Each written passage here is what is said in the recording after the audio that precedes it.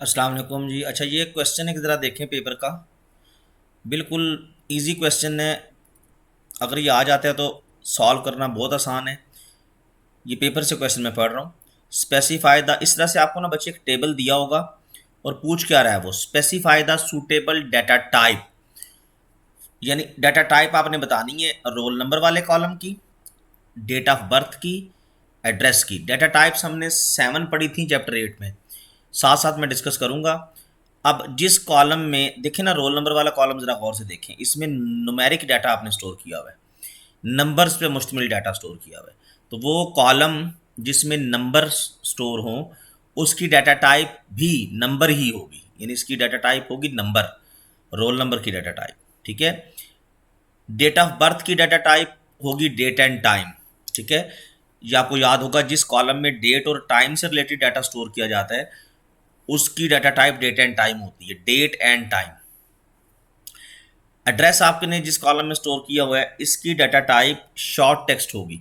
Long text भी आप रख सकते हैं, अगर आप ये अज्यूम कर रहे हैं कि लेंथी टेक्स्ट है तो लॉन्ग टेक्स्ट भी रख सकते हैं।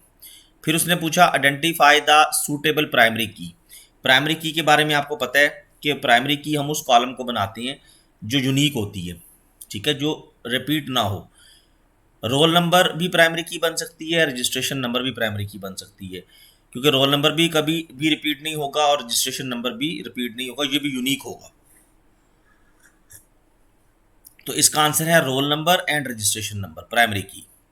फिर उसने कहा कि नंबर ऑफ टपल्स बताएं और एट्रीब्यूट्स बताएं। टेबल में जो रोज की तादाद होती है ना, रोज, उनको हम टपल्स कहते हैं और कॉलम्स को हम एट्रीब्यूट्स कहते हैं। तो मेरा बच्चा पहली रो तो आपने ये हेडर वाली रो तो छोड़ देनी है।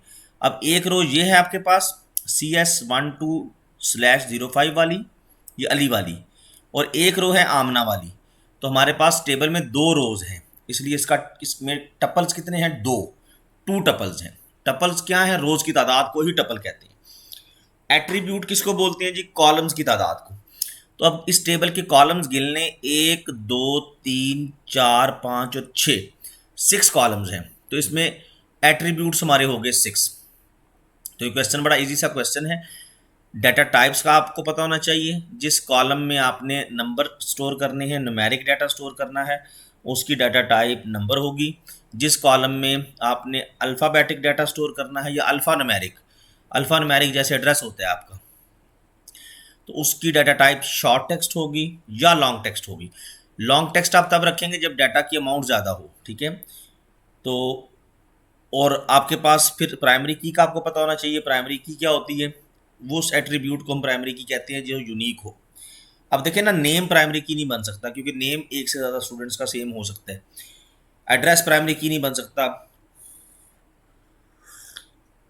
फ़ोन नंबर प्राइमरी की नहीं बन सकता, ठीक है। तो ये छोटा सा क्वेश्चन है, इसको लाजमी कंसिडर करें, लाजमी इसको प्रिपेयर करें, ठीक है जी। अच्छा, इसी तरह इस पेपर में एक क्वेश्चन है आपके पास,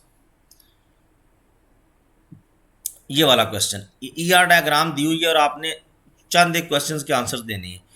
पहला क्वेश्चन है, list 1 example of 1 to many relationship. इस डायग्राम में काफ़ी जगहों पे 1 to many बन रहा है। डायग्राम को देख के परेशान नहीं होना, क्वेश्चन पे फोकस करें आप। 1 to many ये भी बन रहा है, 1 सप्लायर मोर देन 1 कार्स, यानी एक सप्लायर एक से ज़्यादा कार सप्लाई करेगा, ठीक है। तो इट इज़ 1 to many। तो इसका इस पहले क्वेश्चन का आंसर क्या है, the relationship between supplier and car is 1 to many relationship, बस। फिर उसने कहा कि entities, mention entities used in ER diagram. इस पूरी ER डायग्राम में एंटिटीज जो जो यूज हुई हैं उनको मेंशन करें।